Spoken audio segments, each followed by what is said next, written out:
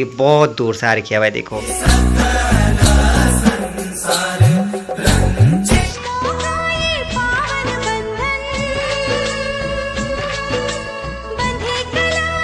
₹500 का नोट कर ली मामा। ऐसा नकली वैसा कर तू ₹500 नोट कर रुपए कि मैं इस रक्षाबंधन पे अपनी बहन के हाथों से राखी नहीं बांध पाऊंगा। भले हमें आजाद हुए 78 साल हो चुके हैं दोस्तों, सिर्फ अंग्रेजों से हुए हम आजाद। ठीक हुआ यार, भगवान ने हमको बहन नहीं दी। इस मामले को तू अपने सर में ले ले और जो असली कातिल है वो बच जाए। सबसे पहले आप सभी को मेरा प्यार भरा नमस्कार। मैं ठेठ पहाड़ से पहाड़ की खूबसूरत वादी में आपका स्वागत करता हूँ।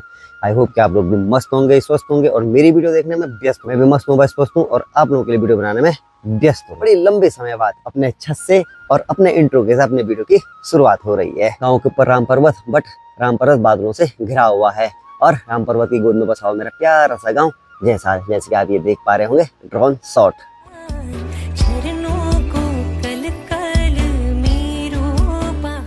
ये खेनोरी डांडा की चोटी है, यहाँ पे पूरे बादल घिरे हुए। और अगर मैं इस तरफ दिखाऊं आपको, इधर आप देख रहे होंगे ये है बंड क्षेत्र और यहाँ भी आप देख सकते हैं पूरे आसमान में और पूरे पहाड़ियों पे बादल छाए हुए हैं। अगर मौसम की बात करूं तो भाई मौसम कुछ इस प्रकार से है यानी कि हल्की हल्की यानी कि बारिश की बूंदाबांदी हो रही है। आज है रक्षाबंधन। आप सभी देशवासियों को, आप सभी बहनों को कैलाश डंडियाल ब्लॉग की तरफ से और मेरे परिवार की तरफ से आप सभी को रक्षाबंधन की ढेर सारी शुभकामनाएं। जब भी रक्षाबंधन का त्योहार आता है तो भाई कुछ न कुछ दोष लगता है, यानी कि इस बार कह रहे हैं कि भद्रा लगा हुआ है और भद्रा में राखी बांधना या बनवाना अशुभ माना जाता है। तो इसलिए राखी बांधना और बनवाने का जो भी कार्यक्रम होगा वो कहा जा रहा है 1:30 बजे के बाद ही किया जाएगा। और साथ ही जब भी बरसात का मौसम आता है ना तो देखो छत इस प्रकार से बिल्कुल काली पड़ जाती है। ये देखो, इसको हमारी गढ़वाई में कहते हैं शवा। भाई देखो पूरे छत में ना शवा फैल लगा है, देखो काला हो रखा।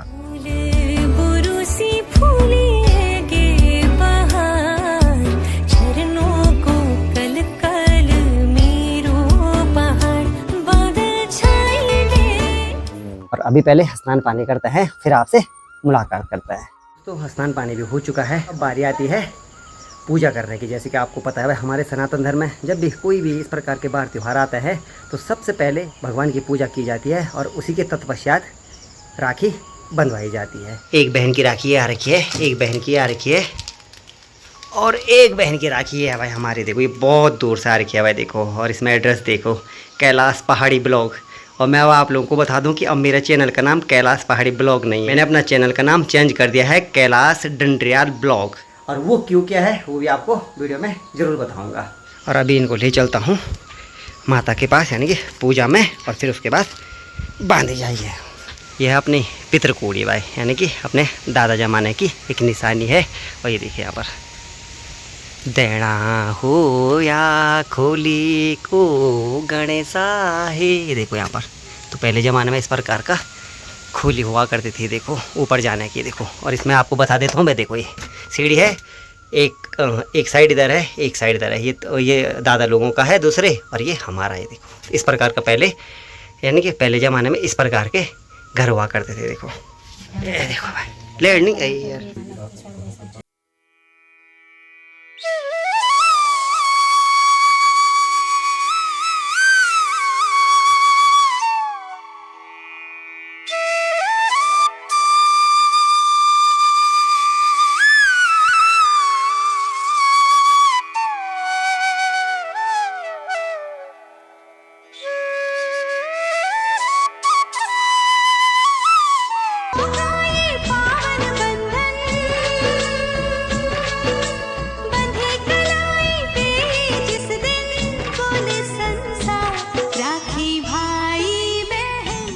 माँ का धर्म भाई यही है भाई है। अपने भाई तो बहुत दूर दूर है। ये बंधन तो प्यार का बंधन है। और इसी के साथ यहाँ पर कली मामा देखता है कितने रुपयों की बरसात करता है यहाँ पर अपनी इस बंधन को आशीर्वाद लेते हुए। बाबा गजब। हेलो भाई यहाँ देखो तो करो ₹500 का नोट कर ली मामा। बंधन मुक्त है, नकली तो नहीं लगा काकी भाई साहब, नकली वैसे कर तू ₹500 नोट कर रुपए नोट तो असली है भाई ये तो भयंकर। पहले मैंने अपनी बहन को, यानी कि जो बंधन मुक्त हो चुका है 500 के नोट से, वह को ले आला। और फाइनली यानी कि अपने इष्ट देवी की पूजा भी हो चुकी है, साथ ही साथ बहनों के रक्षा सूत्र में भी बंध चुके हैं भाई। तो इस बार रक्षाबंधन थोड़ा मतलब उदासनुमा रहा। वो इसलिए दोस्तों, जो बहनें हर साल हम पे राखी बांधती थी, वो इस बार यानी कि अपने हाथों से हम पे राखी नहीं बांध पाई। भले उन्होंने राखी भेजी थी और उन्हीं राखियों को हमने यानी कि भगवान की पूजा करने के बाद रक्षा सूत्र के तौर पे वो राखी हमने बांध ली है। साथियों, आपको बता दूं कि मेरी सगी बहन नहीं है, मतलब हम 2 भाई हैं, एक छोटा भाई है मेरा और एक मैं हूँ, तो हमारी कोई सगी बहन नहीं है। बट चाचा की लड़की है, ताऊ जी की लड़कियां है, वही हर वर्ष रक्षाबंधन के इस पावन अवसर पर हमें अपने रक्षा सूत्र में बांधती है। आप लोगों का आशीर्वाद और प्यार हमेशा यूं ही बना रहे हम पे, और हर वर्ष हम आपके रक्षा सूत्रों में यूं ही हर साल हर वर्ष बनते रहें।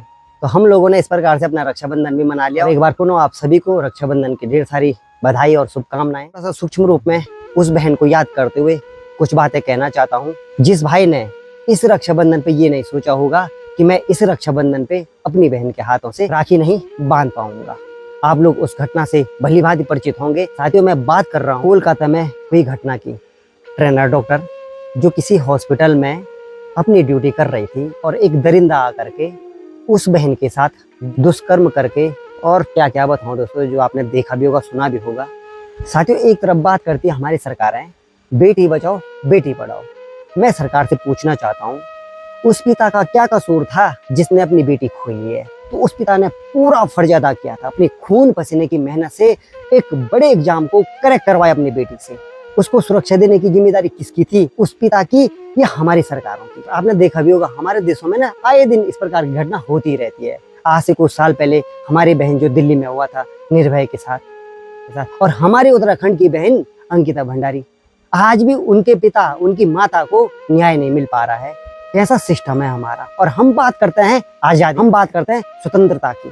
मैं आज भी कह रहा हूँ, हम भले अंग्रेजों से स्वतंत्र हो चुके हैं, आजाद हो चुके हैं, भले हमें आजाद हुए 78 साल हो चुके हैं दोस्तों, सिर्फ अंग्रेजों से हुए हम आजाद। आज भी इन दरिंदों से ना आजादी पाने के लिए और स्वतंत्र होने के लिए हमारी माँ बहनें ने आज भी अपनी जान की बलि चढ़ा रहे हैं। तो हम बात करते हैं स्वतंत्र की, आजादी की। ये कैसी आजादी है हमारे लिए, जहाँ हमारी माँ बहनें सुरक्षित नहीं है, स्वतंत्र नहीं है। सच कहूँ ना, इस प्रकार की घिनौनी हरकतें किसी भी बहनों के साथ होती है ना, सच में तब कभी कभार लगता है ना कि ठीक हुआ यार, भगवान ने हमको बहन नहीं दी।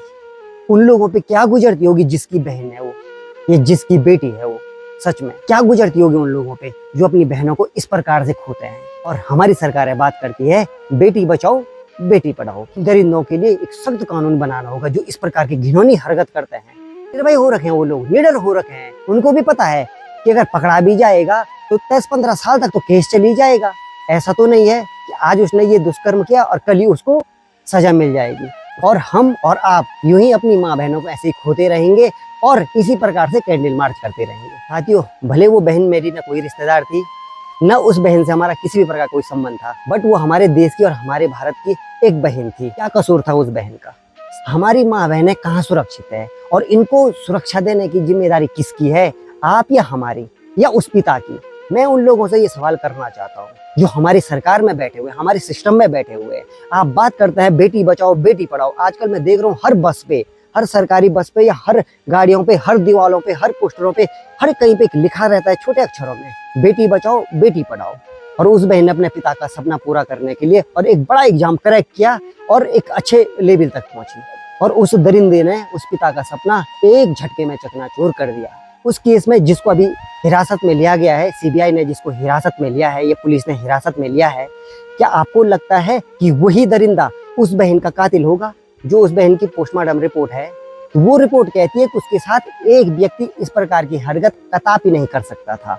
मुझे तो इस प्रकार की शंका है कि कहीं ना कहीं उस बंदे को सिर्फ फंसाया जा रहा होगा। इस मामले को तो अपने सर में ले ले और जो असली कातिल है वो बच जाए, क्योंकि ऐसे केस बहुत आपने देखे होंगे कि कातिल कोई और रहता है और कातिल किसी और को बनाया जाता है। मुझे लगता है इस केस में भी इसी प्रकार की कुछ षड्यंत्र रचाया गया है। क्या हम लोग इसी प्रकार से देखते रहेंगे? आज उस बहन के साथ हुआ, कल उस बहन के साथ। ये घटना अगर आप और मेरी बहन के साथ होगा तब आप और हम क्या करेंगे? किसके पास जाएंगे? क्या गुजर रही होगी इस बहन के पिता और माँ पे और उस बहन के भाई पे जिसने आज अपनी बहन के हाथों से राखी बनवानी थी? क्या गुजर रही होगी? सोचिए जरा, सोचिए जरा। वो सिस्टम में बैठे हुए लोग सोचिए जरा। बहन को जिस सरकार ने न्याय दिलाना था वो मुख्यमंत्री खुद सड़क पे उतर चुकी है। कि उस बहन के प्रोटेस्ट में।